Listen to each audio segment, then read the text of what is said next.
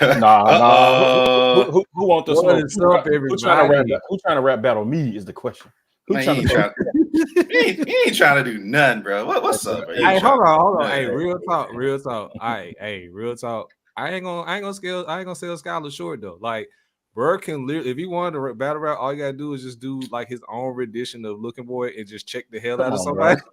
He can probably get something done. I'm telling you, bro. I could check somebody for 3.5 minutes too. Please don't do that. Please don't. All you need to do is just give him a decent beat. 3.5 minutes, bro. I need a beat, and I may just be like, hey, bro, cut the beat. Just give him a beat and make sure that you line up. I promise you, man.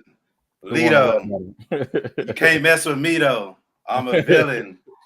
You're a villain. I'm a hero. Look at that. I'm number one. You number zero. Like, what's up, bro? Like, come on, bro. What you trying to do? That's exactly how I'm gonna start, and I'm gonna just be checking. Bigfoot, Big Shoe. Like, man, hold on. This man to turn to DC Youngfly on the snap with that whole finger. Like, you got a turtleneck on a small neck. Okay, man. What's up, man? What? We with the shit today. I see, man. Oh, definitely. Starting early. May the fourth be with you, gentlemen. Of course, the fourth be with you. The fourth with everybody, apparently outside of dudes named Drake, but we definitely gonna get into that. May the fourth be with J. Cole, because apparently Trevor said he was right, and he was absolutely right. Get your ass out the way. Yeah. Like I said, man, J. Cole was right the whole time. Like, everyone was, even myself and Savage and a couple others, we was like, hey, J. Cole, we need you to do this like strictly for hip hop, just on some competition is. J. Cole's like, nah, bro. Them two over there, they don't like each other. Like, that's some different ish that I can't be a part of. You know what, J. Cole? I ain't mad at you no more. Good job. Keep making your music. Do what you do. It is what it is. But boy, oh boy, May 3rd. Y'all gonna say make sure to fall off your shit though. Like, the fall off better hit. Oh, the fall off gonna hit. I'm telling you. But knowing people, they're gonna refer back to this. But the fall off is gonna hit. I already know. But anywho, how y'all doing today, gentlemen? Woke up to some madness. I woke up to some madness. Went to sleep with madness. Woke up to madness. Jesus. We're living in a mad world right now. You know what I'm saying? Good kid, Mad City. Drake took his van. I don't appreciate that shit. Like, how you take the homie van like that? Hold on, I don't like what Drake doing in that video, bro. He took the van. He took the van, of course, crushed it. He had all of Pharrell's like nostalgic change that we've seen. Then he had the G Unit spinner joint. I was like, hold on, bro. Like, what's going on here? Like, bro, that's just classic. Like, masterfully done. I will give him that. I will give him his flowers there. Masterfully done. I will give him that. Yeah, I'm just the nigga in the comments. I don't care who's saying what. I'm just here for the rap battle. I'm here for people barking at each other. I'm here for crushed vans. I'm here for you talking about somebody. Well, I don't know if I'm cool with them talking about each other kids. I think I'm cool on that part. But other than that, I love the beef. Whether it be real, the kids thing kind of been public for like 6 years now. So since Pusha kind of alluded to it, the other stuff was kind of a little dark. I ain't gonna lie. Yeah, but for the most part, I'm enjoying it. Oh yeah, 100%. Somebody say, hey, dear Adonis, I can be your mentor. Man, if another dude tell my son they can be his mentor. Those are fighting words, bro. We fighting. Yeah. Yeah, I don't even need to listen to more of the track. That's it. We fight. What's up, Ryan? Yeah. What up, Ryan, man? It's around. It's around. It's what Vince Carter do. It's but what ain't a rap, ladies and gentlemen, is of course a show, because we just getting started. And without further ado, let's get right into it.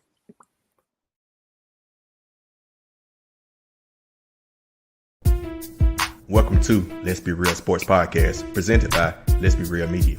Watch us live on YouTube and Twitter, and follow us on TikTok and Instagram at LBR_media. Also, subscribe to us on any podcasting platform. What's going on? BLJ here, the best hype man in the NBA. Man, I'm here with Let's Be Real. Tune in. Hello.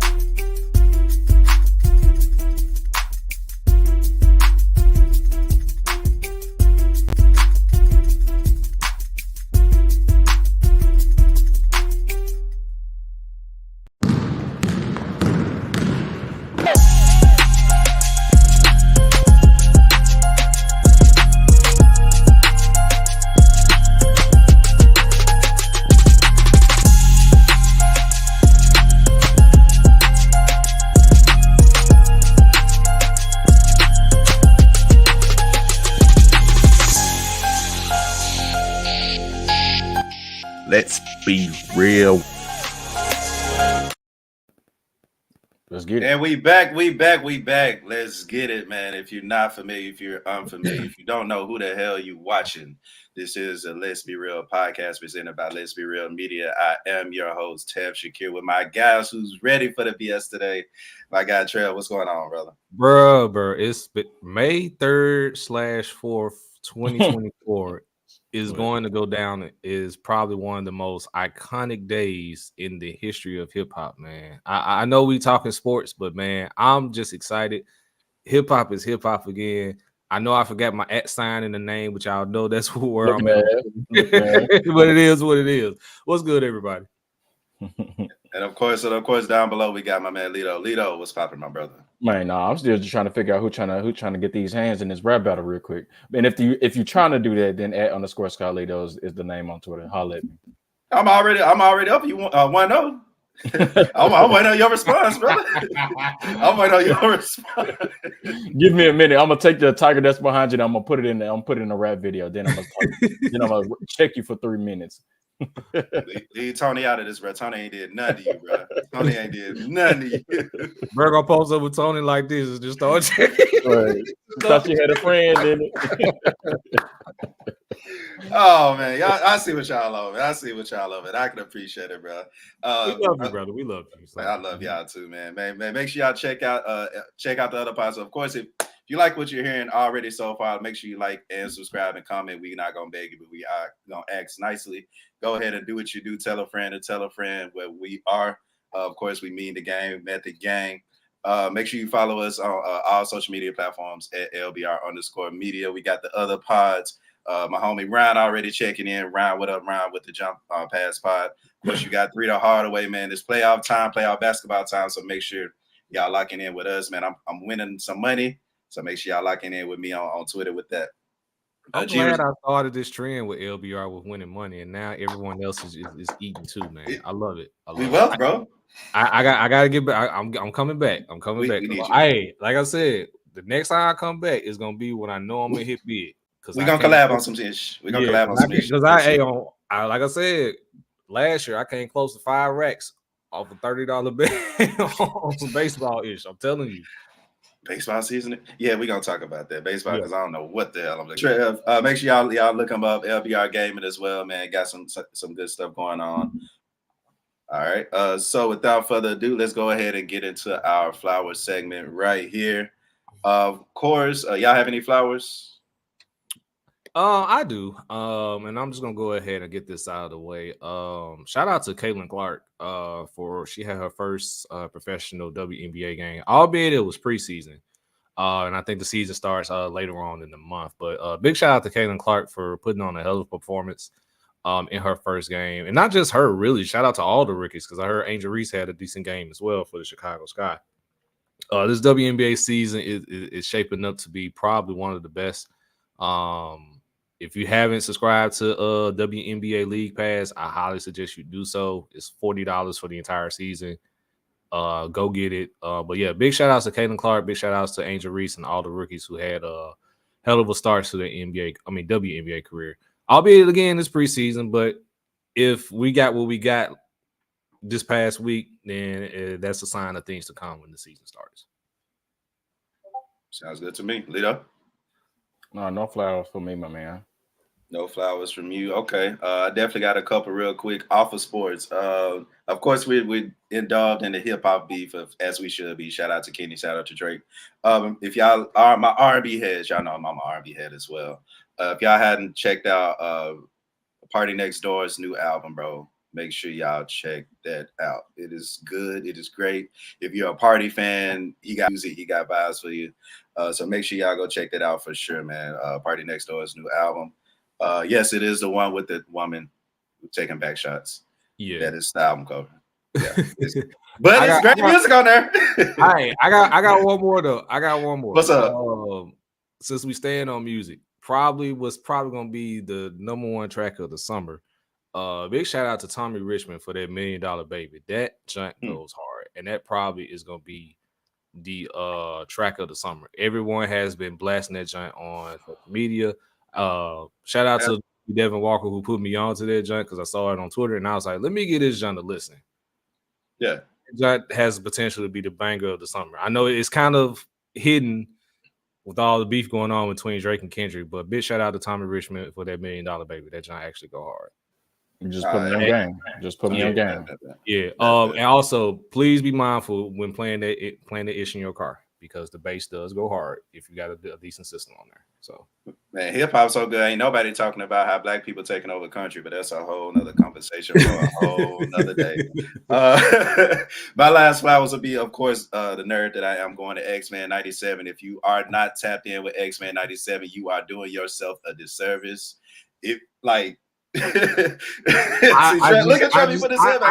just need like 1, maybe 2 days to like just sit down and just binge watch it because I've been hearing so many good things about it.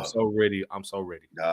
Dog. It's so many shows I gotta catch up on. I gotta finish Shogun too because I like watched the first 3 episodes and then I gotta finish the rest. You of can put that in the back seat. You can backseat it, bro. These like 20. I'll alternate. Cycle back through it. Yeah, cycle back through it. Check it out, y'all. I gotta catch up on Abbott. I just missed the last 2 episodes of Abbott. So type-ish too. Type-ish. Yeah. All right. Without further ado, playoffs, man. Here we are. Going a little rundown real quick. Quick opinions on everybody's thoughts real quick. We can kind of do each conference just real quickly. Of course, each matchup, I'm sorry. Celtics and Heat, of course, Celtics won 4-1. Of course, that was pretty easy, but they are without Porzingis for the rest of the playoffs. Rest of the playoffs? Oh, not rest of the playoffs. Rest. I think it's like next 2-3 games at least for sure. I will play if he's out the rest. My bad. Well, them on upset alert. Well, it's a calf strain though, right? Is it not? It's the same injury that Giannis has, if I'm not mistaken. So if it's a calf strain, because he got multiple weeks on that. He gonna at least miss half this series. I mean, we saw how players like to force themselves out, and teams like to force players out. So it's playoff time. That calf strain ain't no joke. You can't rush back from that. That's what happened with your boy, unfortunately. But yeah, you can't rush back from those. Of course. Any thoughts on the Celtics? Of course, it should have been a sweep at this point, but I mean, you knew Miami was gonna get 1. Yeah, you knew they was gonna get one. You respect. Yeah, should have been a sweep probably, but that I think it was game 2. They hit. I think they hit 19 threes. I was like, Miami won't do this again. Like this will be a gentleman sweep, but. You just know with Eric Spoelstra, you just knew that they were going to at least get 1. They was just extremely outmatched the entire way. It's not much really you can say. Boston is looking like one of the best teams in basketball. The Kristaps Porzingis addition is paying dividends, of course until his injury. But we'll see what happens with Boston going forward. We'll see who they match up with because I'm gonna be honest with y'all. If they get the Magic, that's gonna be I think the Celtics still win that series, but the Magic's gonna give them some problems because the Magic has given them problems before in the regular season. To the point where I think Orlando has gone into Boston and smacked them, I believe, by 20. I don't know if it was this past season or the season before, but Orlando's gonna be a problem for them. I still think Boston wins that series, but we'll get into it a little bit more in depth when we do our previews eventually. Yeah, I think I'm gonna make this quick. I think Boston is willing to give anybody a series if they can. Like I feel like a lot of times the Celtics be bullshitting. If we being in the bucket about it, like I find a lot of times like when I watch them, they just jacking up threes, and we're like, I think they're the best shooting team from 3 in the league. You give them that, but like a lot of times it needs to come off, ball penetration, player movement, ball movement, and a lot of times they just, in my opinion, they just get lazy on offense. They be like, well, we the Celtics, and in my opinion, and I agree with them if this is the thought, like. It's the East. Like I don't see anybody in the East that can give us a run for our money. So we can kind of like BS our way kind of through it. And so if they like, the way that they did the last 2 or 3 games against the Heat, which is we'll play Boston Celtics basketball. We'll play defense. We'll have Derek White and we'll have Drew Holiday do this. Jaylen Brown do this. We'll carry Jason Tatum however long we got to carry Jason Tatum, which is crazy to say. Which is crazy to say.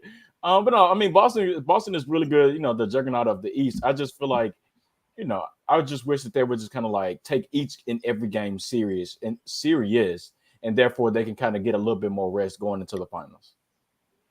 Agreed. All right, let's go ahead and get on with the Indiana Bucks. Of course, the Indiana Pacers beat the Bucks. I thought you called them the Indiana Bucks. I'm like, no. I mean, he said Indiana, might as but well. it did sound like he said Might as well. The Indiana Bucks got their asses whooped, even though they were out. They without Giannis and Dame Lillard. What are y'all thoughts on this series, real quick? And honestly, I want y'all to answer truthfully. Do y'all honestly think Giannis would have made a difference? Because y'all know me. No. I think he makes enough of a difference where they don't. If they lose the series, they don't lose the series. Well, they lost 4-2, right? So I think that series they're losing. They probably lost. I wouldn't be surprised if they lost in 7. Why? Because it's Doc Rivers, and so the same thing I said I tweeted the other day. Karma is undefeated, so I'll leave it at that. I think it makes a difference, right? Because I think at the end of the day, Indiana is still a young team. Indiana, in my opinion, doesn't play the best of defense. So where it probably would have gone 7, I think it would have gone 7. I'm not sure if it would have changed the overall outcome of the series. But y'all know how I feel about Glenn Rivers. Y'all know how I feel about Dame. You know how I feel about the Milwaukee Bucks as a whole. So I'll just keep it at that. And if nothing else, I'm a little shocked that Indiana won that series just because, again, they're young, which it's not an excuse, but you kind of can sometimes see it with young teams in the playoffs. At the end of the day, I'm actually glad that Indiana won it. I look like a prophet, man, because I called this the moment it happened after the in-season tournament, I guess. Of course. Yeah, I came on this trying to say, I said, if Indiana matched up Milwaukee in any shape or form in the playoffs, whether it be first round, conference semis, whatever, Indiana was going to win this series. The reason I said that, one, obviously, Glenn Rivers, because he is terrible at making adjustments. Took's whole thing about Giannis, that was going to be a factor, of course. And then my whole thing, me and Skylar's whole thing about Dame. Like, I'm just going to, great player, but he's just not that dude. He's not that guy that you can rely on to take you to the promised land. Yeah, he got you one when he just went completely crazy and had 35 at half. But remember, he didn't score anymore in the second half, and Indiana actually made that a game. So I mean, Indiana still lost the game, but it is what it is. And then the one other game that Milwaukee won was without Dame, of course, because of the injury. But yeah, Glenn Rivers, we knew this is right on par with him. I'm interested to see what happens now. But doesn't look like much is gonna happen. Looks like they're just gonna run it back. Sadly, and it's gonna be the same. It is gonna be the same result next season. And this time it may not even be Indiana. It may be Orlando or somebody. So, bro, why you remind me we got to go through a whole summer of this BS again? Oh, I'm sorry, not y'all. I'm selfish. I have to go through this whole BS thing again. Like, thanks for reminding me, bro. What are you talking about the whole thing about Giannis? The Bucks, period. Like, Dame don't want to be there. We see it. He just being professional, which he is. And shout out to his to his album. Giannis is overrated. I bet not again see anybody with a Giannis is the best player in the league ever again. And then, of course, y'all done disrespected the man. His name is Doc, but we're gonna call him Glenn Rivers on this podcast. Y'all already alluded to it. But no, seriously, they got them. All the other players are a year older. Shout out to Middleton for the one good game that he had. Oh, I guess I give him credit for a couple. I give him credit on that. But again, Brook Lopez, old as hell. Bobby Portis, probably your best player. Pat Bev, disrespecting people because they ain't subscribed to his pod, but we'll get to that later. Hold that thought. You're right. We'll get to that later. Hold that You're thought. Right. You're right. But at the same time, make sure y'all subscribe to Pat Bev podcast. But most importantly, make sure you're subscribed to the Let's Be Real podcast. Yeah. Can I get an amen? Amen. Everything the two said, and then of course my whole idea with Dame, bro, is taking up a all NBA 75 spot that should have went to Dwight Howard. Or hell, even Kyrie Irving for that matter. But we'll get to Kyrie when we talk about that series. Absolutely. And of course, before we end, go when y'all get a chance, go look and see how much Dame is owed over the next 2 to 3 years. I'm scared, bro. I'm scared. Is it? I don't think it's Bradley Beal, man. It ain't Bradley Beal bad, but it's only not Bradley Beal bad because Bradley Beal has a no trade clause. It's the only reason it's not as bad. It's the only reason it's not that bad. That man's contract is ridiculous, bro. Yeah, so curiosity just got the best of me, and Come on. I'm Yes, looking as sir. well. I'm on it right now. Oh shit! $54 million in 25, 26, and $58 million in 26, 27. I'll restrict your agent, free agent 27, 28. Bro, shout out to your agent, but sheesh. That's a lot of money, cuz. That's a lot of money, boy. That's a lot of money. And shout out to Brad Bill again, catching strays, man. Hey, keep getting them checks. That's all I'm saying. That's all I'm saying to Brad Bill. Keep getting them checks. Brad Bill and what's his name? Kirko Cousins got the best agents I'd ever heard of in my entire life, and salute to them. Yeah. Shout out to y'all. And of course, the last Eastern Conference series, which is definitely easily probably my favorite series of them all. You got Mighty Mouse and the Knickerbockers beating one-legged Embiid. And of course, even if he was two-legged, like the way that the Knicks are rolling y'all, the way that Mighty Mouse got his team under control, y'all. No, a true baller, bro. Like a true baller. And this is not to slight the Knicks, but like I was watching that series and I was like, who's the second best player on the Knicks? which it's not a collective effort. It's legit can't answer. Hold on, because I'm thinking you legit can't answer that. Exactly. I guess it's one game. It's Dante DiVincenzo. The next game is Josh Hart. The next game is OG Anunoby. Like pick one. But I think that's a testament to like McBride had his time. I think that's a testament to like how well Jalen Brunson is carrying that team, bro. Like 35, 40-point games. Like the way he was playing in clutch moments was like, yo, like this is really, really impressive, right? So like huge shouts to the Knicks, huge shout out to their fans. I can't believe that they were walking into Philadelphia like that loud.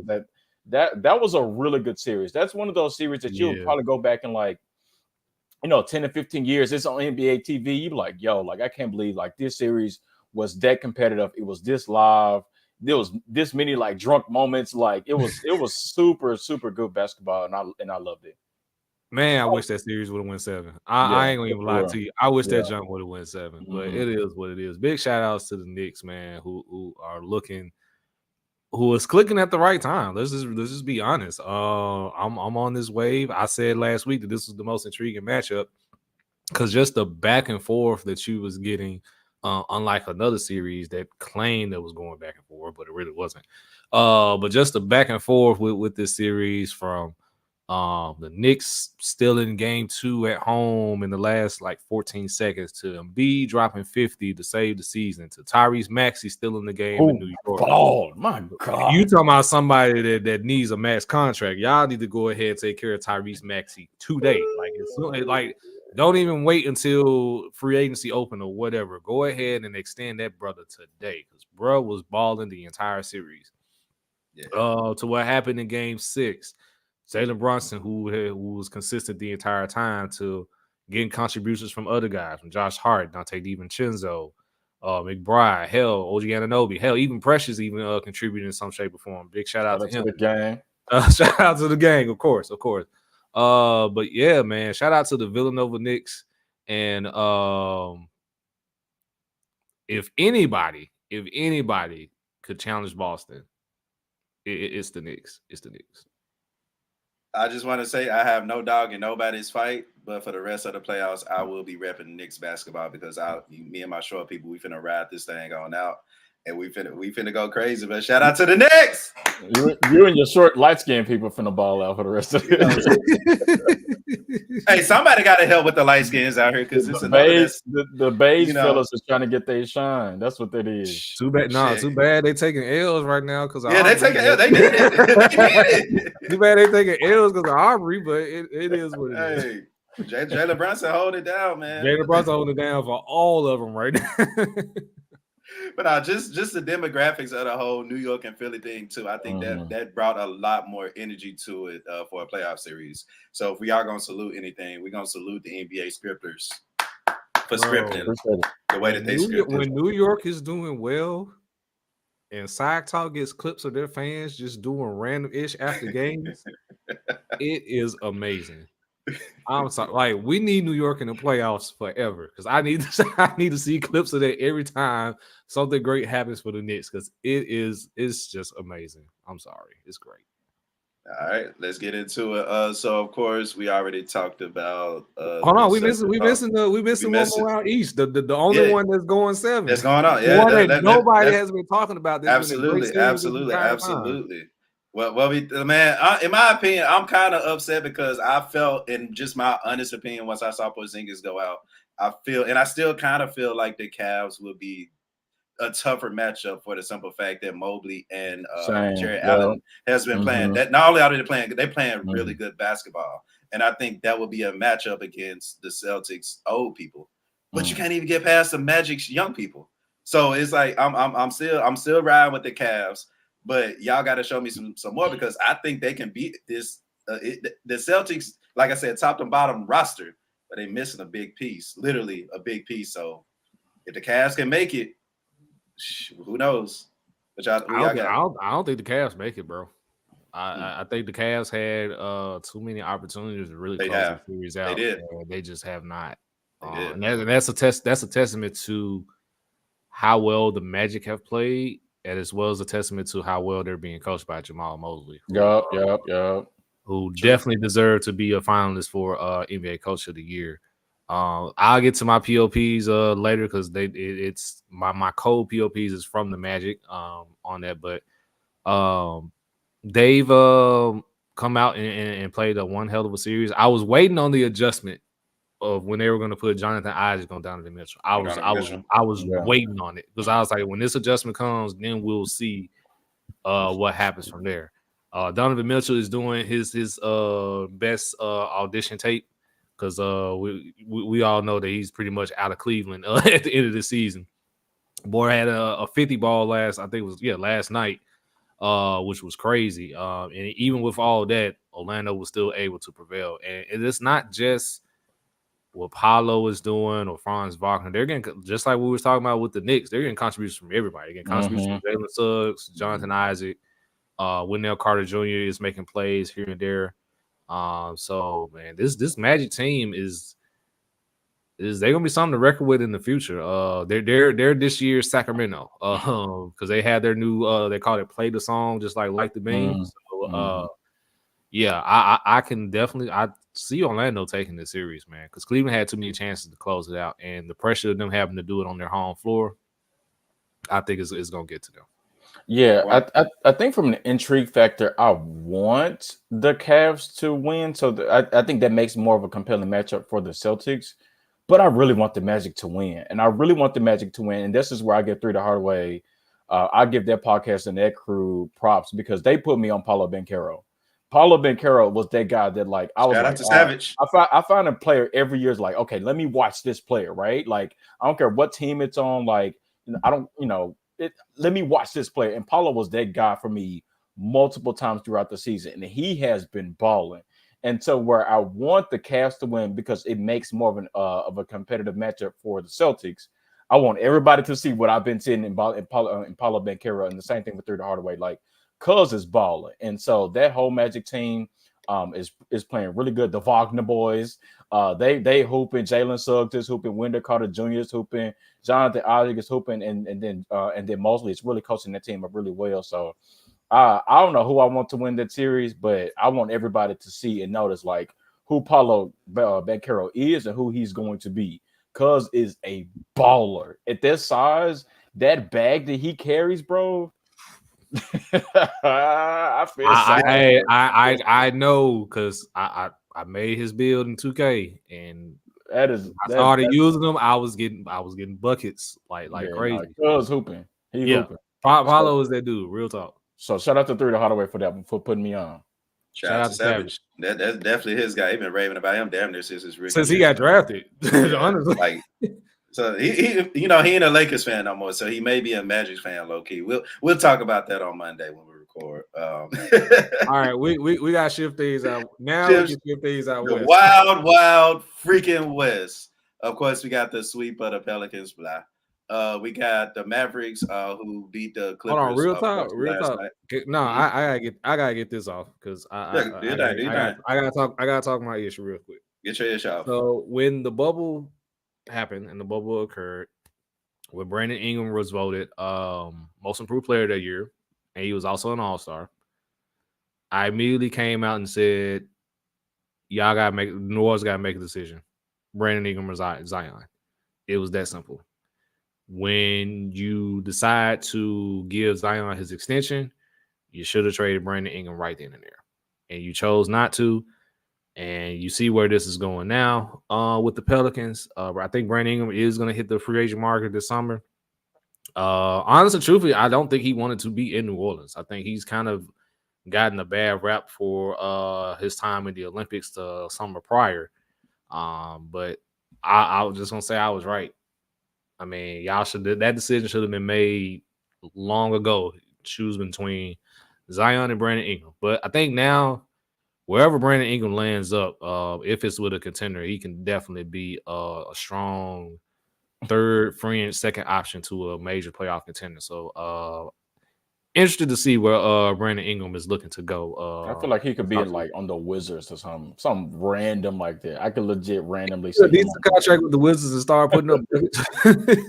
He clearly said playoff teams. Like, I also see that scenario too, where if someone just threw, like, if Washington or Charlotte, or Washington or the Pistons, who got a lot of money, I was just about to say, if they threw a lot of money his way, I could see him going there. But like, if he was like serious about winning, and someone offered him a reasonable deal, I could see that as well. Like, because he could definitely be, like I said, a real strong third, fringe, second option to a playoff contender. Like 100%.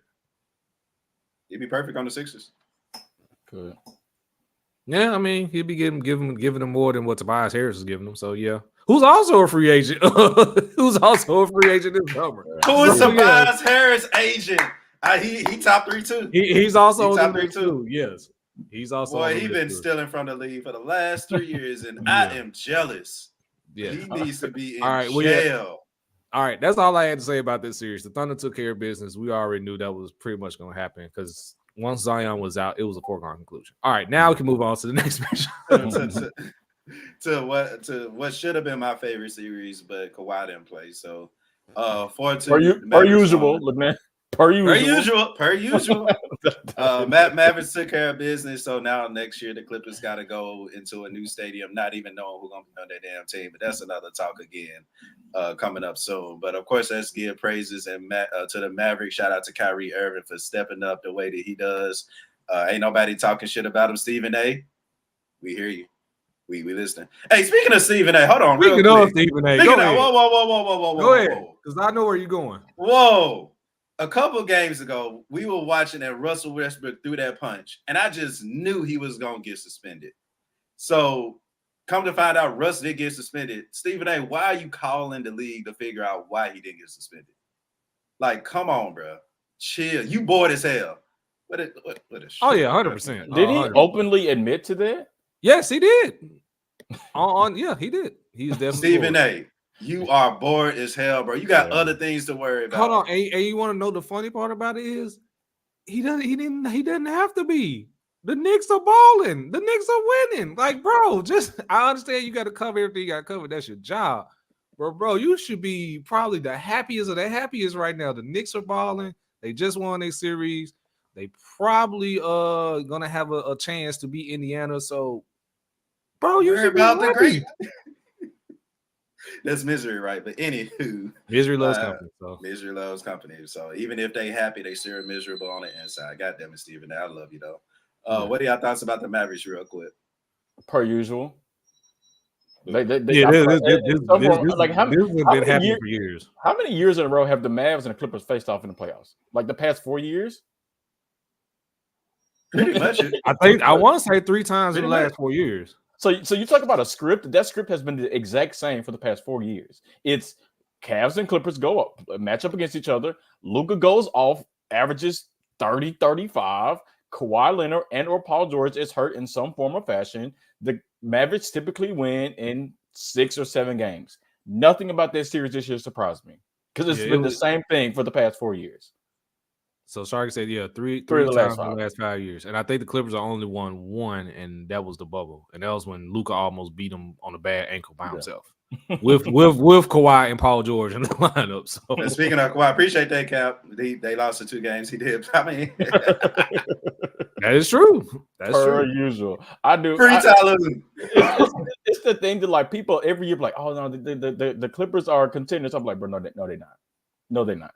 Not with Paul George and Kawhi Leonard being there every single year. They are not contenders. I will not believe anything. I will not change my perception or my thinking about that until I see otherwise. It's not changing. One of them is going to be hurt every single year. It happens.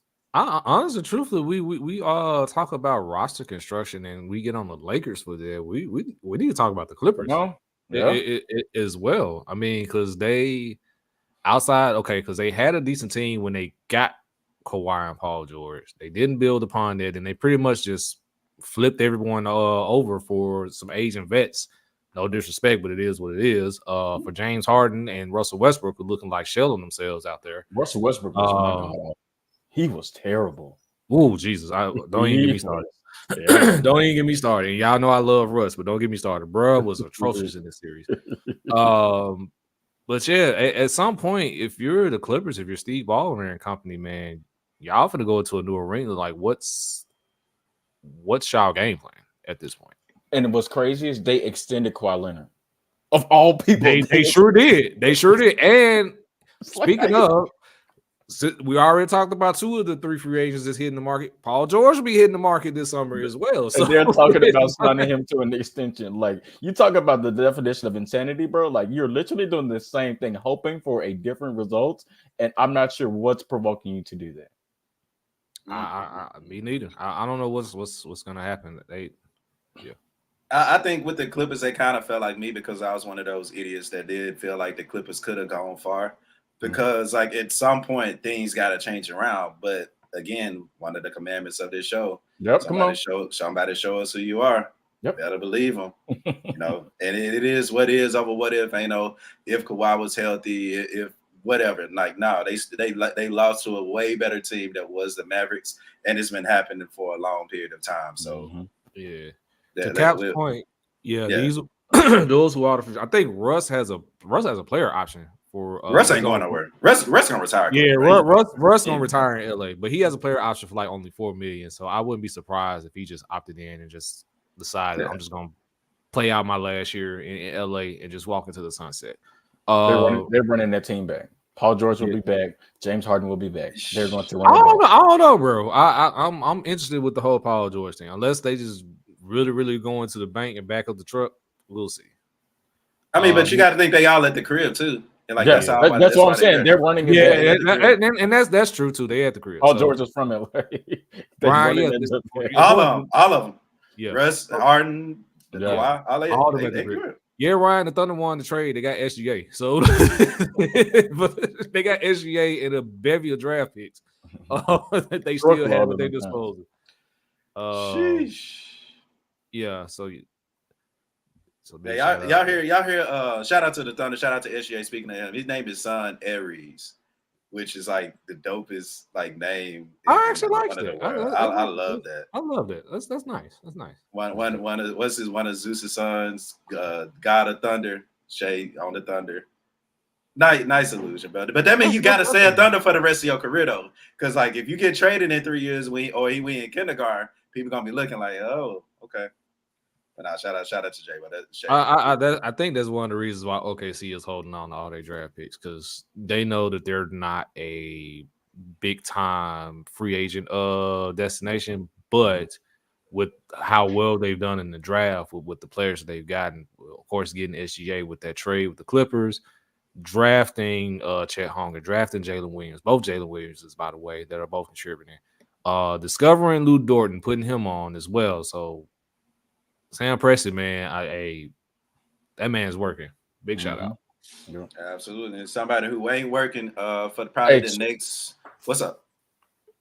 Go ahead, because you had the good segue. You I was just about to say somebody who ain't working is gonna be me for the next 2 minutes. You know what I'm saying? Because y'all finna talk about the Suns and the Wolves real quick. I ain't go ahead. Oh, okay. I thought you was going to talk about Darvin Ham. Yeah, I thought no. Oh, y'all are cold. Y'all are cold. You had, hold on, Scholar. He had the lob. He did. Bro, I threw you the lob in 2K. You refused to press. No, he actually threw a lob. I threw a double lob. What's crazy is you threw a lob to yourself and you missed the dunk. That's what you did. And you forgot to press the button and dunk it. So again, for the next 3 minutes, y'all are about to be talking about the Suns and the Timberwolves. All right. Okay. Timberwolves took care of business. Honestly, I gotta issue an apology. Honestly, I gotta issue an apology to YouTube because you actually called this last offseason. I resume. What happened? I come back in. No, because you said Minnesota. I mean, of course. Watch out for him. Of course, it got caught up in the whole Grizzlies won't make the playoffs. But you just had to bring them up. It didn't. No, I mean, but it was in the midst of it. It was in the midst of it. It was in the midst of it. Okay. I gotta call it how I see it. But you did say that Minnesota would be much better this year. You said that Ant will take the next step to be one of the top guys in the league. It still is criminal that he wasn't in the MVP conversation. Rudy Gobert has looked every well as the guy that they needed to man the middle. I got to give him props there. Cat is looking good when he's on the floor and can stay out of foul trouble. Mike Conley has been exactly what they needed at the point guard position as far as a veteran and just letting, Ant do his thing. They're getting contributions from everyone else. Big shout out to Naz Reid, who's 6th man of the year. But yeah, that's all I got on the Minnesota side. But we gotta have a talk. I don't know when, because it may be a whole episode within itself. But come on, we gotta have a talk about Kevin Durant.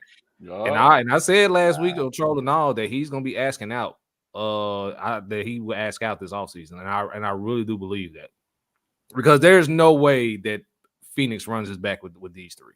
There's no way. Yes, they are.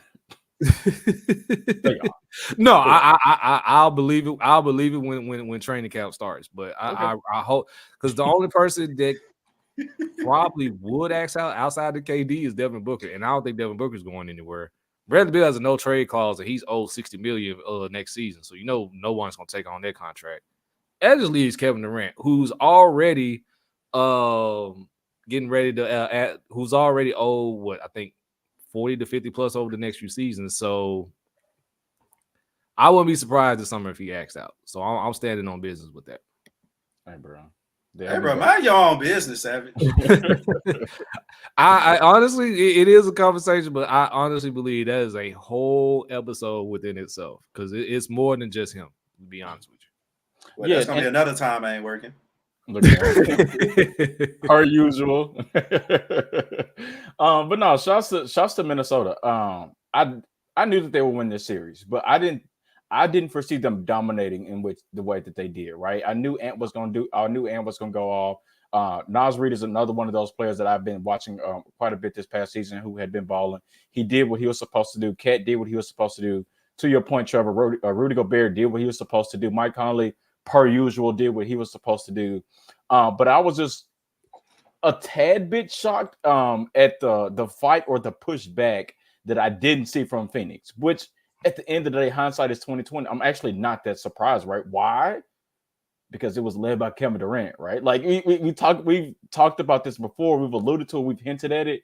I'm just, as great as Kevin Durant is, as great as he is, you cannot have. I'm trying to be nice. Yeah, I'm trying to be nice too, because I'm trying to figure out if he didn't play bad, so I'm trying to figure out why he catching the smoke. If we want to, we'll see. Well, here's the thing, right? Because he didn't play bad in Phoenix. He didn't play bad in Brooklyn. But guess what? What has that gotten him? First round exits. And so for you to have the cachet, which is Kevin Durant, you're presumed as a top 10, top 15 player of all time, one of the greatest scorers that I've ever seen. What do you get out of that? What is the end result of that every single year? Because at this point, you're looking just like Joel Embiid. which you're good. You're putting up really great numbers in the postseason. You're known as a really good player, but then it leads to what? At the end of the day, which at the end, he's only been successful at one stop. And that one stop, he technically wasn't the alpha male. He was led by Steph Curry, Klay Thompson, Draymond Green, and Steve Kerr. Like it's hard not to say like he rode the coattails of them. He balled that year. Please don't get me wrong. But at the end of the day, he has not shown that glimpse of a Kevin Durant in Brooklyn, and he hasn't done it in Phoenix. And in those two stops, now we're finna have this conversation because it's unfair. It's unfair for everybody to consider or even compare the Brooklyn Nets and the Suns to the Warriors. First of all, second of all, of course, and we see it in the comments right here. Candy agree. We got to talk about him because he lost, but at the same time, he got to get something from somewhere else. He can't do it alone. He literally almost beat the Bucks alone. If he had a little help, if we're gonna talk about the Nets, be real. If he had a little help, we're not talking about anything else. But cool, like agree. But we talking about Kevin Durant. We talking about what he's doing on the court, which he's producing. Why the hell y'all ain't talking about how Devin Booker sought out? Why y'all ain't talking about how Brad Beal sought out this year? Like, come on, bro. But come on, dog. But see, here's the thing, though. Like you can't be a Kevin Durant led team and get swept by the Minnesota Timberwolves. You can't be a Kevin Durant led team and not make it out of the first, second round in the Eastern Conference, bro. Like it would be one thing if he was making it to conference finals. It would be one thing he was putting up 35-40 and he had made a finals appearance. He's made several conference finals appearances. He's done none of that.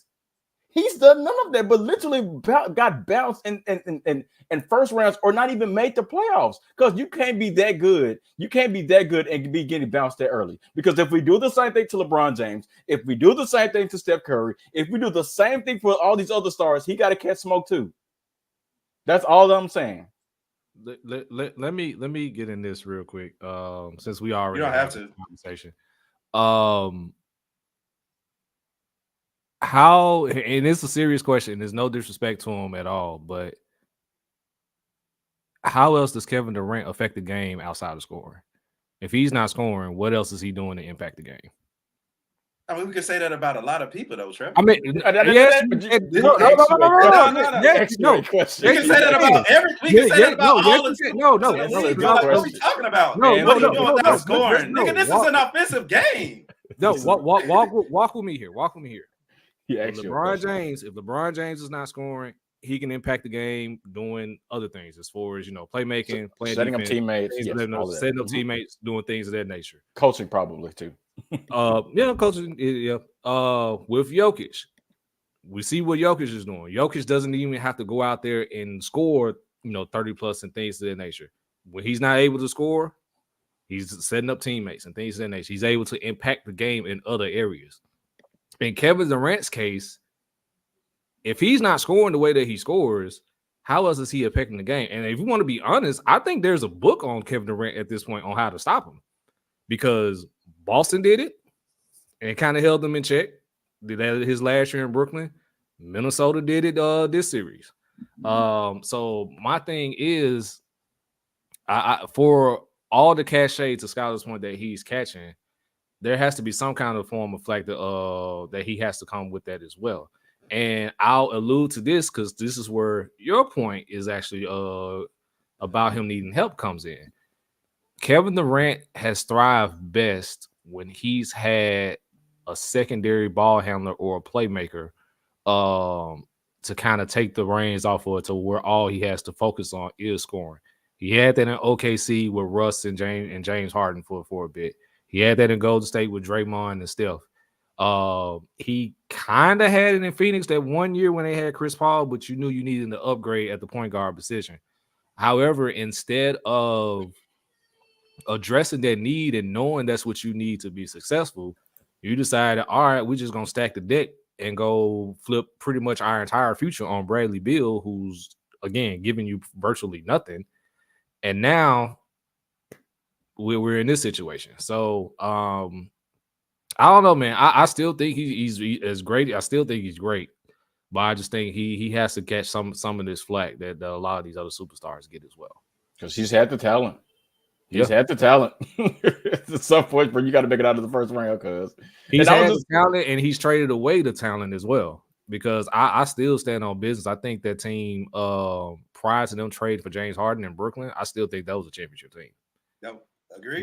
When you had him, Kyrie, Jared Allen, Karis LeVert, and company, that was a legit team that could have won the chip. Agreed. And why the hell is Devin Booker running point guard? I don't want to see because you don't have one. Yeah, they got. I don't want to see. Somebody's got to bring it up. That's why you saw Minnesota always pressing full court. Mm-hmm. We can have a whole another episode of this. Yeah, I love the angles y'all taking, and I would love to attack more. But we gotta get to the other series. We do got to get to the other series as well. So we gonna put a pause. We're gonna put a dot in here. Savage, don't try no bullshit Monday week when no Kevin Durant talk. Don't do it. Don't do it, because I had to pull the dog back on this one. Like, nah, don't let's not do that. But the last series, of course, in the Western Conference, the Nuggets beat the Lakers. Per usual. Per usual.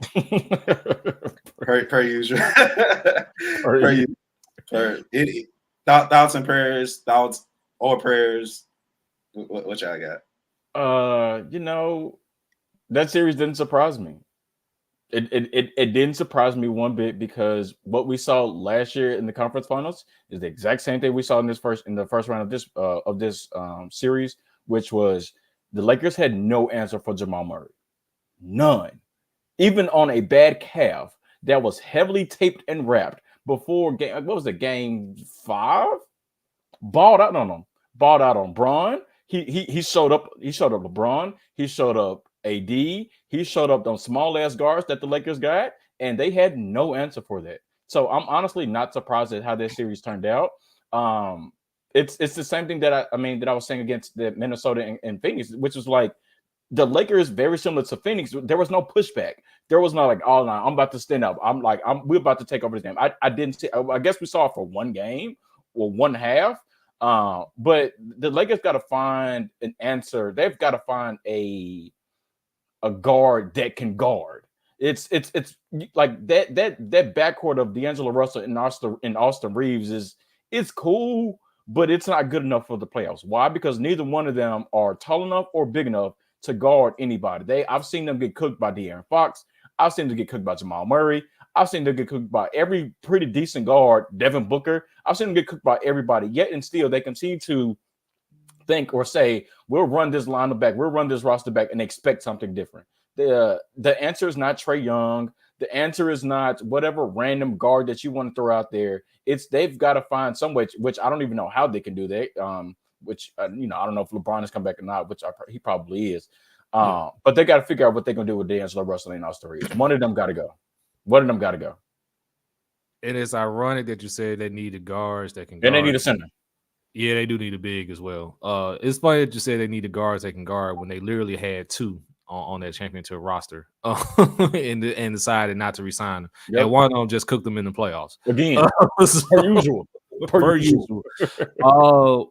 Yeah, this was almost an open and shut case. It's just like the insanity is doing, like what Scott says, doing the same thing over and over again, expecting a different result. Like the Lakers led by double digits in practically every game in the series, but in no shape or form did I just sit back and think, oh, the Lakers got this one. I'm just like, all right, Denver's going to make a run. They're going to get back in this game, and we'll see what happens after that. And time again, I think with the exception of game 4, Denver usually ends up on the winning side of things. But, yeah, they had absolutely no answer for Jamal Murray, who I don't know, man. He got to have a personal beef with the Lakers.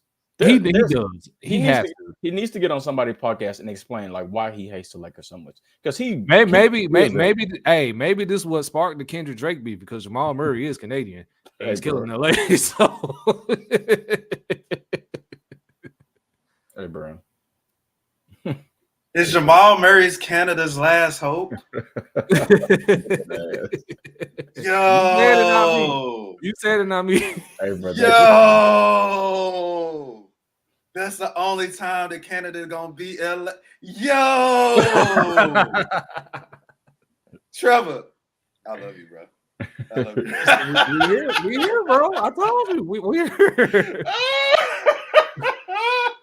That's funny. One more thing on the Lakers though. I'm really disgusted at LeBron James. I'm a Bron fan, and I think at the end of the day, we as basketball heads are going to regret the day that he leaves or he steps away from basketball. But with that being said, he can catch smoke just like everybody else.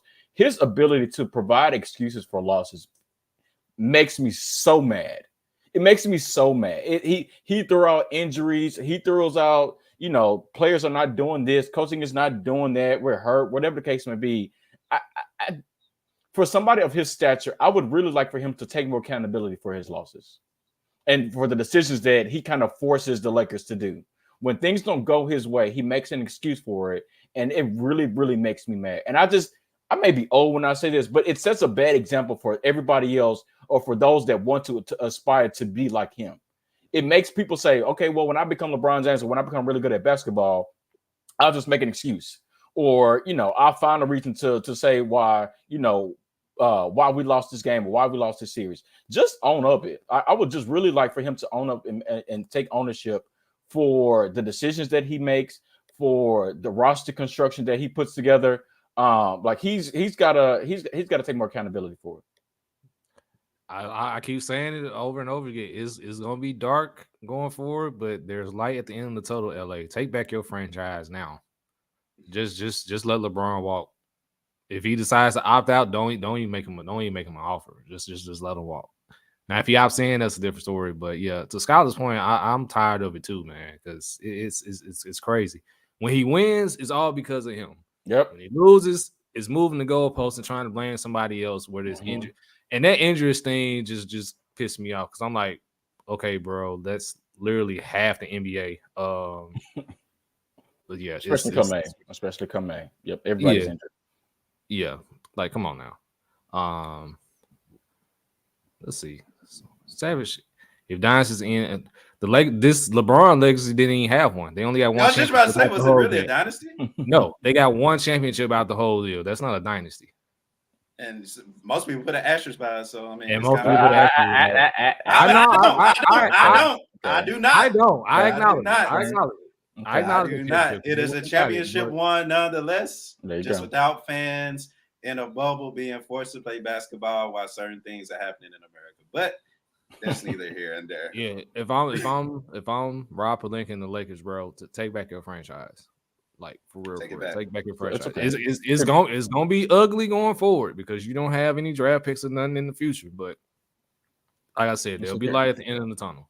Because guess what they finna do? They finna run it back for the most part. They gonna run it back. They ain't got no choice. It's gonna be the same. They finna run it back for the most part. We had the same conversation again next May. Bookmark this conversation about the Suns, the Lakers, the Bucks. We'll be May the 4th. We'll be right back and the 76ers for him, man. And the 76ers. We'll be right back here. Oh man. Mm-hmm. Yeah, we'll be right back. Well, speaking of somebody who won't be running the back. There we go. There we go. If you didn't know I was talking about a segue. I did a damn segue. Well, come on, we do this shit, bro. You had the perfect one. We just tried to fix it, but it is right. Nah, I self-lob it and I self-lob it again. Your team back, ain't it? Because I know one of y'all gonna come behind me like Andre Dominant fucked me up, so it's like I'm just here. Actually, no. I'm just here. I know. I see what you did. I see what you did. Yeah, that's a good one. That's a good one. You know what I'm saying? No, hey, no more Ham, dog. No more Ham. Darvin Ham is officially been let go of from the Lakers. So apparently the Lakers will be running it back 100%, at least probably 90%, with a new coach. What are your thoughts on that, gentlemen? I hate it for him because at the end, the Lakers could have been better, right? The Lakers could have been better. Injuries was a part of that, right? But they could have played better. There were too many times where D'Angelo Russell didn't show up. There were too many times LeBron couldn't close. In my opinion, this was probably Anthony Davis, one of his better years, right? I think this was the year he's played probably one of the most games that he has in his career. So where you can say like, oh, we had injury issues. You still had AD for majority of the games that you played.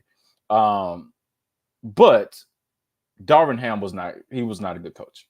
He was not. And not only was it evident, it was like you could see that they also did not respect him. I saw too many clips where there were people in the huddle that was not paying attention, that seemed disengaged. And I think at the end of the day, when you see that, not only as a player or person on the bench or assistant coach, whatever the case may be, but when you see that as a fan of basketball, as a fan of the team, you start to see like when you don't have the engagement of your players, it's a wrap because you're more than likely not getting it back. So I hate that for him. I never want to see anybody get fired because he has a family that's affected by that.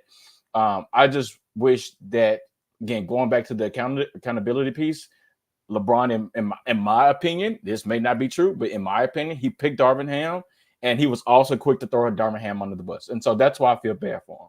Because at the end of the day, maybe he wasn't fit for their job, and somebody else probably could have been the coach of the Lakers.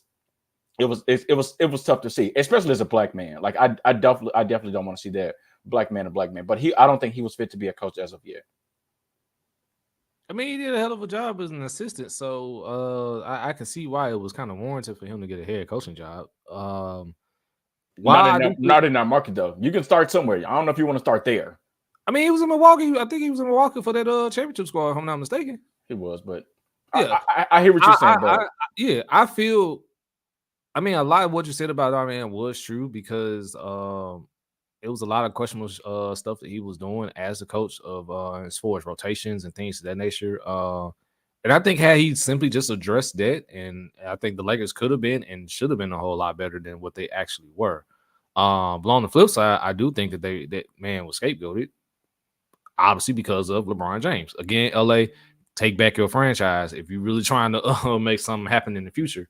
But unfortunately, it's sad to see him lose his job in the capacity that he did. I really hope he gets another opportunity, if not a head coaching opportunity, at least an assistant somewhere. Because I think he does have something to bring to the fray. Because I mean, what he did last season, I mean, you got to give him credit for that. They got to the Western Conference Finals last season, so obviously something was done right.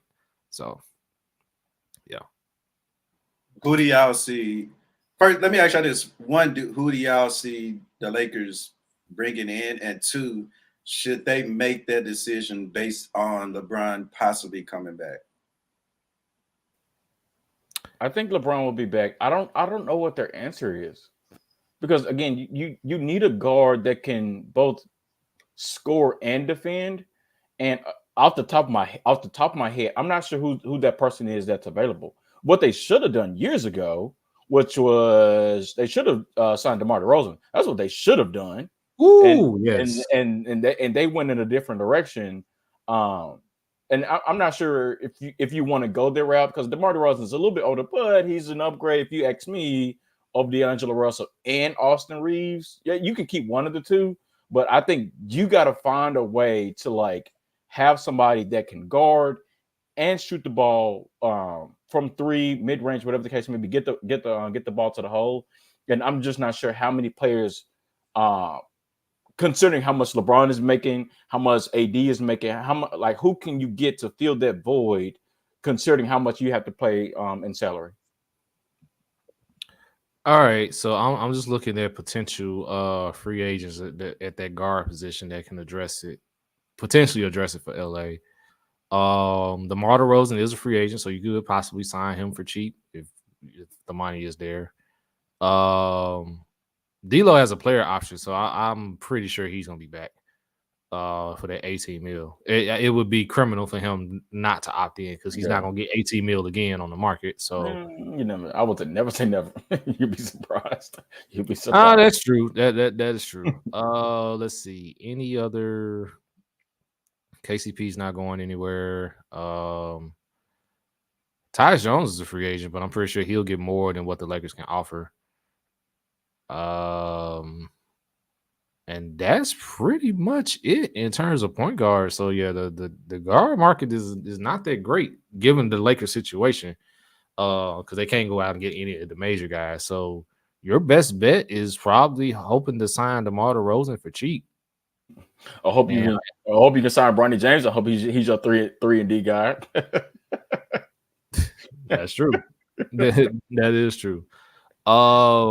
As far as coaching, man, look, Conspiracy Took and Claiborne Trevor, we exist for a reason. And I think this Talk to whole him. podcast with LeBron and JJ Redick was set up for JJ Redick to coach the Lakers. You know what? Since you brought it up, it was literally about to be my troll and all. But since you brought it up, brother, I swear to God, I believe that Bronny, JJ Redick, and LeBron are a three-way package deal at this point. I agree. Troll and all. That is not. We know LeBron wants to play out his last year of his last year in the NBA, wants to be played with his son. The Lakers have already come out and said that they're willing to draft Bronny, even though it doesn't really make sense for y'all, especially if you're trying to contend. But hey, go off. And then JJ Redick has expressed potentially coaching. And I feel as though this whole thing with the podcast and them talking about X's and O's, which is a great podcast, by the way. I actually enjoy it. I love it. Thanks. It all the signs is pointing to JJ Redick coaching this team, and then just filling the coaching staff out accordingly with whoever LeBron wants. I heard they also reached out to Jason Kidd, but he's not leaving Dallas. He ain't going nowhere. He's not leaving Dallas. So yeah, I honestly believe JJ Redick is going to be the next coach of the Los Angeles Lakers. And if that's true, is that going to work? Like, how many times have we seen player turn coach and it immediately works? It doesn't. It takes time. It doesn't. So back to my point that I just said 5 minutes ago, we'll be right back here in May. Yeah, we'll be right back here in May talking the same thing. Oh, JJ Redick was just fired. Like, come on, cuz like niggas gotta be better, bro. Like I mean, JJ Redick's a smart guy. To Trevor's point, that podcast is cool, but it's one thing to be drawing up X's and O's on a podcast. It's a totally different ball game that you be drawing X's and O's up on in the fourth quarter and you down 5 against the Denver Nuggets again. Like, I just don't know if that's the answer. If it is, then cool. Then props to whoever made that move. But I just don't know if it works. Why? Because we hadn't seen it work anywhere else. Why would it work here? Good point. I guess that two brains are better than one, right? Because I guess in a way, Brown will still be coaching too. So, that's kind of where I said it's a three. Get Bronny the ball, give me the ball, get the hell out the way. That's kind of why. I figured three-man thing. Ty Lue is a guy for now in the future. Boy, I would love to see Ty Lue coaching the bringing up the Grizzlies again. No, Lakers cool, but I want to see him in Memphis, not to bring him up. But you tried it. You get that just feeling, just some holding you back from being great, man. We're gonna figure that out. Yeah, we're gonna figure it out. But speaking of that, we got playoff. We're gonna talk briefly, real quick. About the next rounds in the playoffs. But for first, SeatGeek is the ticket app that takes the confusion out of buying tickets. When you use our code LBR Media, you will get $20 off your first SeatGeek order. SeatGeek scores each ticket selection 0 to 10 to let you know if you're getting a good deal or a bad deal. Click the link in the description to download the app and remember our code LBR Media for $20 off your first order. SeatGeek, your route to high quality ticket selection. Cool. So we talked a lot about the teams that didn't make the playoffs or continue the playoffs, but of course we do have a few series that we can definitely get into. Let's start off with the Thunder and Mavs, man. Let's start off with some fire, gentlemen. This is gonna be a war. It's gonna be crazy. It's gonna be great for basketball. I can't see it not going 7 games. If you want me to be completely honest with you. And if you want me to pick a winner just right on the spot, Shay, it's your time, dog. It's your time. I didn't see that coming from you.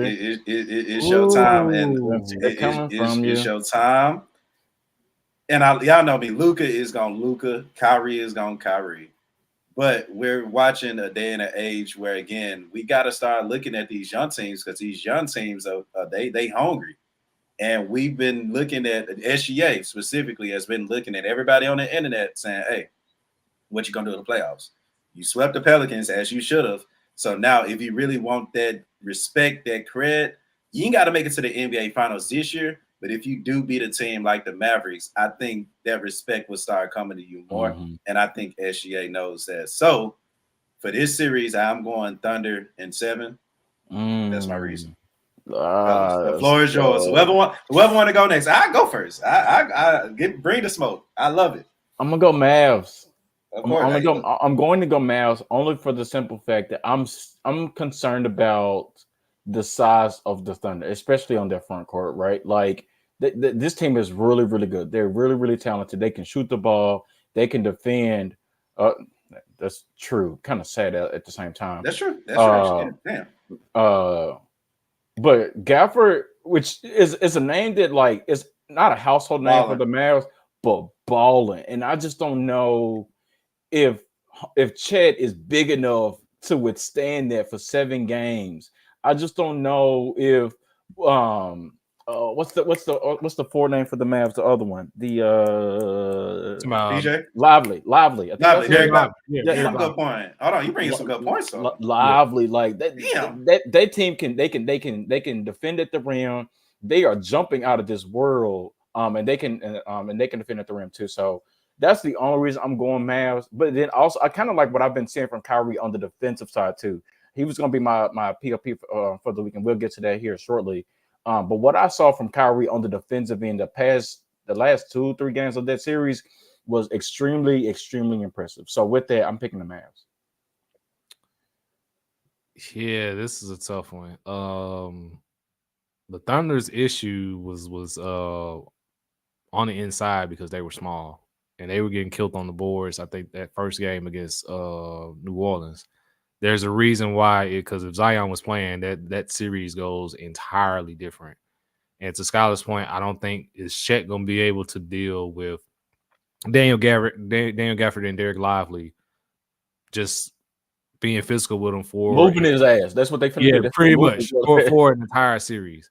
I do think this series goes 7 because you're gonna have your SGA game where he goes off. You're gonna have your Luka game where he goes off. Kyrie's gonna go off for 1 game.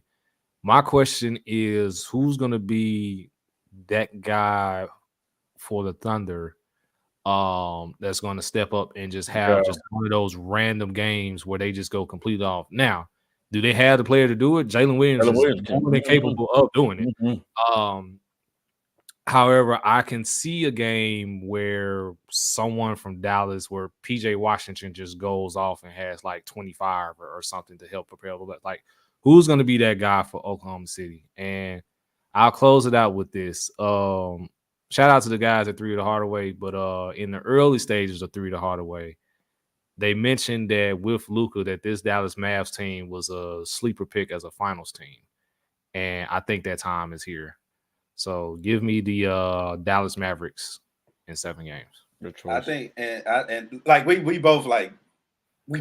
Like Mavs can win, Thunder can win for sure. But just to kind of bag my Thunder point a little bit more, I think that people are underrated the defense that the Thunder bring. Of course, like y'all got me on the share point. Like I'm kind of worried about that, to be honest with you. Like I forgot about like Lively's balling and Gafford is doing the damn thing. Thank God they got him out of Washington because he's a perfect fit. But when you talk about the more productive players on the Mavericks, it's the guard play.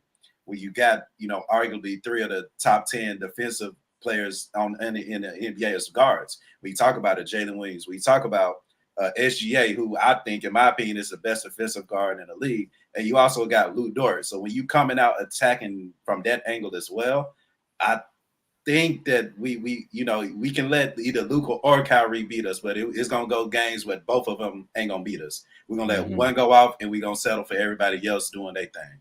I think that's an approach that the Thunder can take. To that, you gentlemen say. That's fair. That's fair. It's fair. All but right. then but you can also flip that. Again, I'll make this really quick. You can flip that and say, all right, I know SGA is gonna give me 32, but then I'm gonna make Jalen Williams beat me. Yeah, I'm gonna make everybody else work. Yeah. True. Good point. Who else is bold enough to give me 20-25 or a random 30 piece? Who's bold enough to do that? And again, to Trevor's point, Jalen Williams, and there's a couple people on the Thunder that can do that, but how confident are you in there? Good point. Damn. This all right. Who averages the most free throw attempts, Shea or Luka? Shea. Only because I'm only saying it because Luka's Luka's not 100%, right? And you can see that. I understand that. I say who averaged the most attempts. I know Luka doesn't shoot. I know Shea is the better free throw shooter as far as percentage wise. I'm saying who averages the most free throw attempts. So y'all going SGA? Yeah, because he's going to get to the line more than Luka will. I think Luka's going to settle a little bit more. Okay. And the Mavs got the bids to kind of like replace it, so one get in foul trouble, the other can get back in. All right. That's actually that can win the series actually too. That's something to think about, Trevor. You about that? Yeah, no, and be honest, if it did go 7, it'll be on Oklahoma City's home floor. So. Yep. All right, next series, Nuggets Timberwolves. I'm not going first in this one. I will go first. I will go first, and I'll make it short and sweet, man. The Denver Nuggets are the best team in basketball right now. I'm not saying they're going to make light work of the Timberwolves, like kind of like how they did the Lakers. I think this one will be a tad bit more competitive. Rudy Gobert is going to be played off the floor. I can see that right out the gate, and that's going to play right into the hands of the Denver Nuggets. We're going to get a good game from Ant. You already know what you're getting from Jamal Murray in the playoffs. I got Nuggets in 6. I think Timberwolves get. Yeah, I got the Timberwolves getting 2. So I got Nuggets in 6. I'm going to say Nuggets in 6, but the one thing I'm extremely worried about is Michael Porter Jr., who can shoot the skin off the ball. But he does that. He does that a lot against the Lakers, but not that consistently against anybody else. So that's the part that I'm worried about. Is he can shoot the ball, no problem, bro. But I'm a little worried that where there was some vulnerability that you saw from the Nuggets against the Lakers, what helped them propel to win that series convincingly was Michael Porter Jr. He was making every shot that he was throwing up from 3. And I'm just worried that I don't know if he's going to be able to shoot that well against the Timberwolves, who has a really good defense, who has the length to be able to help guard that as well too. So I'm going with Nuggets with the Nuggets for the simple fact that it's Jokic, and I don't see anybody on their front line for Minnesota that's going to be able to guard him. And with that, they're probably going to do the same thing that the Lakers did, which is double him. And then when you double him, it's good night season. So that's why MPJ was hitting them threes, because they were open, because most of the time they were doubling off his man. Mm-hmm. Fair. I'm gonna go Nuggets in 7. I say Nuggets in 7 because I do feel like Gobert will be played off the court at times, but I think at this point you kind of gotta force him on the court. Right, not to just say it out, but he's there. Like the Timberwolves for a better part of the season were the number 1 team in defense for a reason. So if you're gonna go against a Jokic, you go very like this on you, bro. You're gonna either win them the series or lose them the series. Sink or swim is what they call it. Yep, sink or swim. Perfect. Sink or swim is what they call it. And like I said, even I brought up the analogy on 3 to Hardaway. It's like when you talk about Jordan and Bird. Jordan was 0-6 against Bird. So, I mean, just kind of throwing it out there. This could be, and honestly, for me, I think this will be a test. Jordan had to get through the Pistons physically. I think Ant-Man is going to, for him to break that next ceiling, of course, you got to beat the Nuggets. It's going to be a mental thing. So, it's going to be it's going to be amazing to see how Ant-Man's responds to, again, going to the defending champions. But I do think that they're not going to go out without a fight. So, I'll give me Denver, of course, in 7. But watch out for Jamal Murray's injury as well, because that will be. Yeah, I know we can say what is over what if. Of course, we can't blame injuries happen. Of course, ain't no next man up when you talk about Jamal Murray in the playoffs. If he's not playing, the series changes dramatically. Yeah. Oh, 100%. And their bench struggles, but when they don't struggle, that what's that Peyton guy? Peyton Watson. Peyton Watson, Yep, him and Christian Brown. I think they can sometimes step up too. But if they don't, it's not looking good. Yeah, their depth is not the same as it was last season. Mm-hmm. So that's and I saw that in the Lakers series. Yep. Agree, but they are the champs, winner of the series, going to the finals. I 100% agree with that. 100%. All right. I don't know. I was waiting on Trevor to say something. I'm with that. Just say something about the Mavs. I don't know because if Dallas gets past Oklahoma City, I think this is it. Y'all said it yourselves on 3 to Hardaway before that this Dallas team with the way that they play with Luka is an NBA Finals type of team, and if they get past Oklahoma City, I could definitely see them going to the finals. Ooh, we'll see. We'll see. All right, to the East Coast real quick, East Side. Bring it back to rivalries.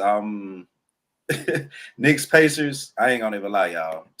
I may be bringing out Broomy James on this one. It's gonna be a gentleman sweep at best. Mighty Mouse and them is rolling. You talk about Halliburton and the inconsistent ass Pacers. Like, Sheesh. of course, like they and we gonna be real about it. They had problems going against the Bucks, and they two best players are missing. They had legit problems, especially when you're supposed to be one of the historic offenses of the league, especially coming from this year. And you're losing. You lost game one against Dame for sure by himself. So now we're talking about literally a team that's clicking on all cylinders. If the Pacers win one, cool. If the Pacers win two, I'll honestly be surprised. Yeah, I'm going Knicks. I'm going Knicks in 6. I'm not too convinced about the 6. I would like to say 5, but I'm just going to say 6. I think I saw a tweet last night where somebody was like, oh, Jada Bruss is going to be averaging 40, 50 in this series. I don't think he's going to be averaging 40, 50. I think he'll be averaging more to like 25, 27. But then you'll see Dante DiVincenzo's, his scoring average is probably going to go up. Josh Hart, his scoring average is going to go up. Why? Because the Pacers are terrible on defense. And so, that's a good point. Yeah, so like I think that's why I really want to go 5, but I'll say 6. But I'm not convinced in that 6. The Knicks are going to win this one. So bet the points and assists for Brunson. Gotcha. Pretty much. Gotcha. Well, since Skylar won't do it, I'll do it. The Knicks winning this series in 5. Come on with me. To Skylar's point, the Indiana Pacers play 0 defense, and I'm still waiting on this big game from Tyrese Halliburton. To be honest with you, bro was an all-star this year. He did what he did for the Pacers in the in-season tournament, leading them to the finals against the Lakers. I saw what he did against Milwaukee. It wasn't impressive. Like, where is that one game? And we haven't seen it yet. And maybe it happens in this series, but until then, I've yet to see it. Where Tyrese Halliburton just says, all right, I'm about to make myself known in this series. Like, where's that dominant performance where he has like 25 points, maybe 13 assists, and it leads Indiana to a victory. You have yet to see that. So until I see that and it's done on a consistent basis, I think the Knicks going to walk these folks down in 5. Yeah. And honestly, walk them down. I will be surprised if I wouldn't be surprised if New York swept them. But I'm going to say I'm bringing a broom out. I'm gonna have them out regardless. I'm going to say I will give them the gentleman's sweep, but I would not be surprised if New York swept them. Agreed. And of course, for our last matchup, we are waiting to see who wins between the Cavs and the Magic. The fifth is of course tomorrow. So Game 7 will be tomorrow. So of course, by the time 3 the Hardaway records, we'll be talking about either whether Paolo is there, he's good, or he ain't. I really want him to go. I still got the Cavs. The Magic match up better with the Celtics. And like I mentioned earlier, the Cavs had too many opportunities to close the series out, and they just have not done it. And now you have all the pressure now to close the series out on your home floor against a young team with pretty much nothing to lose, who's playing well in the postseason, who's well coached. I can see it. Jamal Mosley, honestly, is coaching circles around JB Bickerstaff. Let's just keep it a buck. I got Orlando, man, taking Game 7. And like I said, they match up better with the Celtics. It'll be interesting with them against the Celtics. I still think the Celtics win the series, but it'll be interesting. Yeah, agree. Because I think you get a longer, maybe more competitive series if it's the Cavs and Celtics. Because the thing that I'm worried about the Magic is where their front line is good. I feel like they're front line heavy in terms of that's where most of their points come from. And so if you take that against Boston, who has really good perimeter defenders, I just feel like they'll be able to kind of apply a lot more pressure to the Magic and kind of probably maybe get that one in 5 or 6. I think you could probably get an easy 6, maybe even 7 if it's Cavs and Celtics. But again, I want the Magic to win because I want everybody to see what we've been seeing Paolo Banchero. We got a bold prediction here. Big shout out to my Game 7. Big shout out to my guy. And Thanks for beat the checking in. Seeds. Interesting, hey man. It's a young man's game at this point now, so that's where we are. So of course, I appreciate y'all for tapping in with us. Of course, the playoffs are going to continue, and we are going to be here bringing you the best content that we can possibly do. And speaking of which, it's time to get into our next segment. LBR P.o.Ps. Let's go. LBR players of the pod, man. Of course, I'll go ahead and take a stab at it. Of course, without further ado, y'all know I done called him Mighty Mouse already. That's my new nickname for him at this point. So you might as well get used to it. Jalen Brunson, of course, obvious, but I'm going to give credit to what credit due. Just, phenomenal basketball for the whole entire playoffs. He's literally averaging 35.5 points and 9 assists, what we talk about the last couple of games, 47-10, 40-6, 39-13, 41-12 in the game 6 and the deciding factor for the beat the Sixers. So easily shout out to Mighty Mouse and the Nova Knicks.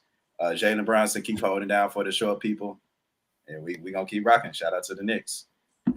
Yeah, I joked with y'all in the group me before we came on. I was just like, y'all, good luck trying to pick one player, right? Because you had Brunson go off, Tyrese Maxey go off, Jamal Murray went off. So many people that had a really good series. Mine wasn't talked about as much, I just alluded to this. I'm going with Kyrie just for the simple fact I saw him do something a little bit different than I'm used to. We're used to the ball handling. We're used to the crazy acrobatic finishes at the rim. But again, what he did defensively, yeah, come on, Kyrie is him. What Kyrie did defensively, those last 2 to 3 games against the Clippers was impressive, bro. Like that was super, super impressive. So I'm going with him for my player of the pod because he did something a little bit different, something I wasn't expecting out of him. Yeah. Come on, dog. We love Kyrie on this pod, dog. Yeah, we love Kyrie. Come on, dog. Kyrie stands. Yeah. Man, look, to Scholar's point where he joked about it, I couldn't decide on one, so we're gonna have our first P.o.P. For the pod, and we stand in Orlando with this one. It goes to Paolo Banchero and Franz Wagner. What they have done to get this series to 7 is just nothing short of amazing. We raved about Paolo earlier in the podcast. Is just what he does at 6'10", and the bag that he has is probably haven't seen that since Melo, probably when Melo got into the league. And that's bigger Melo, that looks like. It's pretty much a bigger Melo. And I've been kind of raving about Franz Wagner for a while because he's been great since he's gotten to Orlando. But yeah, and they just weren't winning. Of course, I believe it was game 4 or 5 where they had 30 apiece to carry Orlando to win. And I do wholeheartedly believe that Orlando is going to win this series. So yeah, I couldn't decide on one, so I just went P.o.P. So big shout out to Paolo Banchero and Franz Wagner. For sure. Same team, they respect it. Mm-hmm. Yeah. Sounds good. All right, so let's end the show right here. Trevor, the floor is yours. Actually, it's not mine, it's Scholar's. It's Scholar's. Yeah. No, and I'm gonna make this quick, bro. Pat Bell, come on down, bro, because what you did was real disrespectful, brother. Like it's one thing, and it's a really bad thing for you to have the interaction that you did with those fans, throwing the ball at them, throwing a ball at a woman, bro. But then to take that a step further, 2 steps further, and you go at, I think her name is Melinda Adams, who's very tenured at ESPN, really great producer, really great talent. She was just there to do her job, and for you to go with her the way that you did, brother.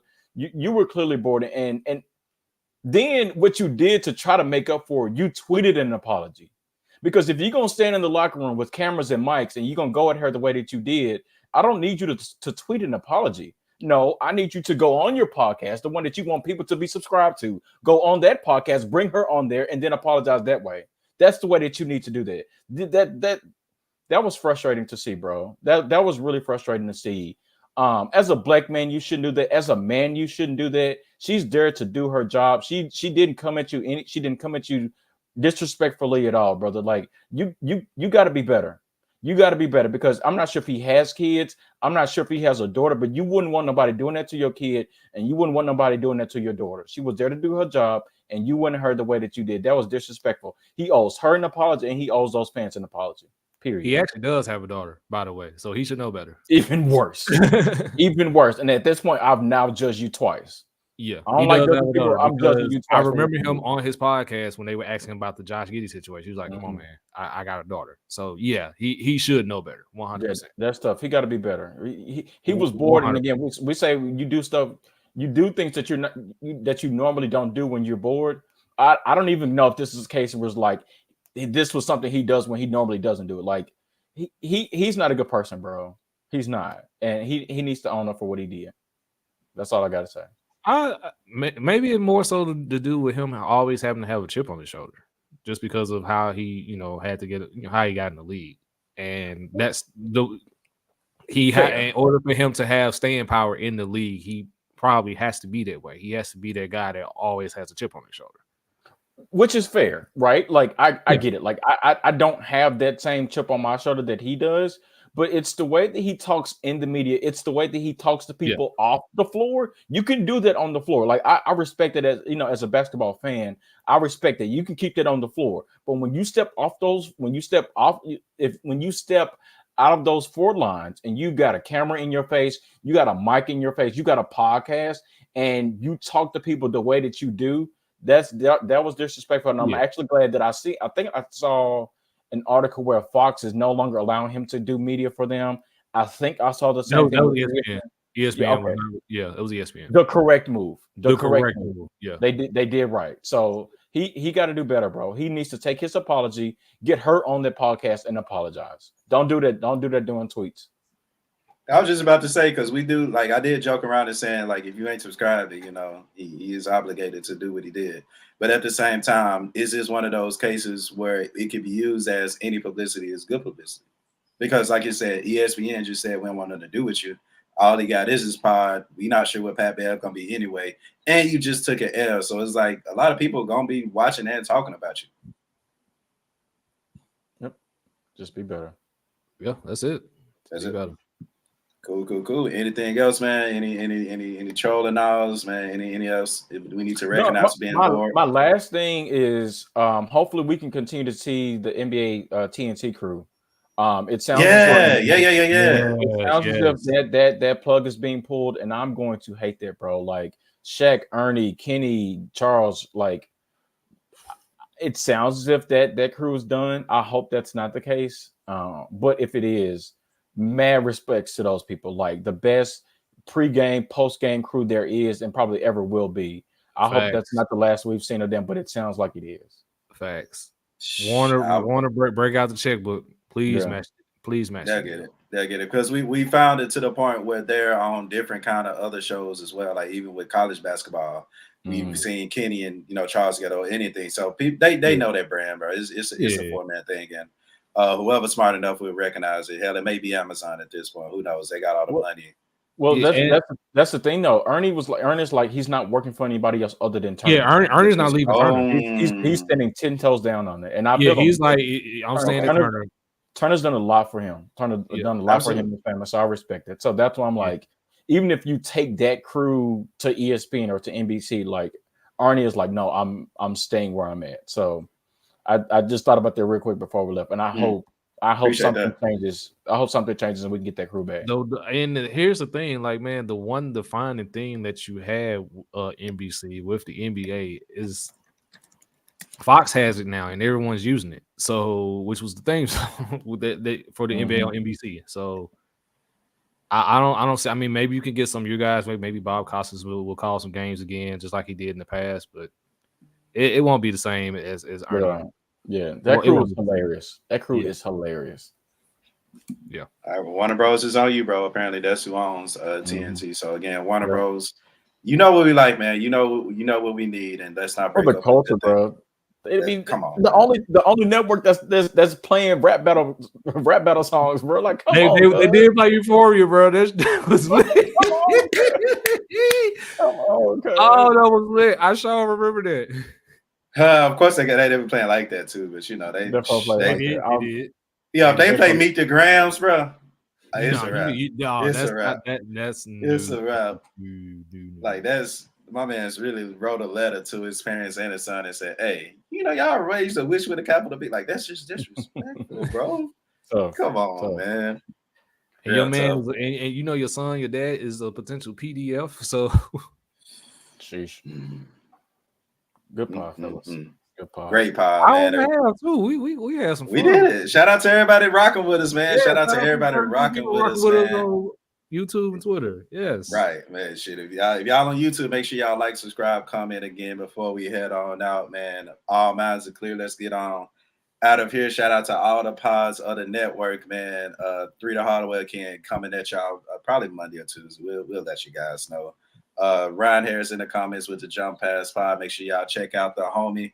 Make sure y'all check out the Jeans Report as well, the more versatile pod that I definitely can't wait to be a guest. Jeans, if you're listening, man, don't send that message, bro. It's about to be off season out here. Then, of course, make sure you're tapping in with Trev with the LBR Gaming. Shout out to our sponsors at SeatGeek. We are on everything except Threads because still, why is Threads even a thing? Threads was like Instagram's response to Twitter, and yeah, it's not panning out the way. Threads had a 2-week run. 2-week run. 2 weeks. Oh man, but of course you can follow us at LBR_media everywhere, man. Make sure y'all buy the merch and continue to rock with us, man. We appreciate it. I am the host, Tab Shakir. Make sure y'all hit me up on everything again except Threads, gentlemen. @_Scarlett on Twitter. That's why I'm finna rap battle it. Come find me. You down 0-1 right now? Come on. Hey, bro, you down 0-1, bro. I'm finna come get that Tiger. Then I'm gonna be a 2-1. So get ready. Hey, I'm at the Art of Trevor on Twitter. Of's a preposition, so you know what not to do with it. J. Cole was right the whole time. And remember, Dylon is still the greatest rapper of all time. Top 5. Top 5 easily. Top 5.